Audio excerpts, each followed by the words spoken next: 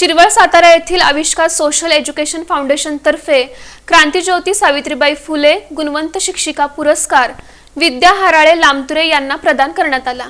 प्रमुख अतिथी केनिया देशाचे आंतरराष्ट्रीय मॅरेथॉन धावपटू सुवर्ण पदक विजेते केनिथ कीर्तिजी यांच्या हस्ते आणि आविष्कार फाउंडेशनचे संस्थापक अध्यक्ष संजय पवार, सचिव PS पवार यांच्या प्रमुख उपस्थितीत मार्डी येथील यमाई देवी आश्रमशाळेतील शिक्षिका विद्या हराळे लामतुरे यांना राज्यस्तरीय क्रांतीज्योती सावित्रीबाई फुले गुणवंत शिक्षिका पुरस्कार प्रदान करण्यात आला। कार्यक्रमाच्या अध्यक्षस्थानी नितीन भरगुडे पाटील हे होते। यावेळी प्रास्ताविक सुनीता केदार यांनी केलं। विद्या हराळे लामतुरे यांना यापूर्वी सन 2024 मध्ये गुणवंत शिक्षिका पुरस्कार मिळालेला आहे। या कार्यक्रमाला स्वप्नशील लामतुरे, कामाजी हराळे, छबुताई हराळे, महेश कारंडे आणि शिक्षक वर्ग उपस्थित होता। विद्या हराळे लामतुरे यांना मानाचा पुरस्कार मिळाल्याबद्दल सर्व स्तरातून अभिनंदन करण्यात येत आहे।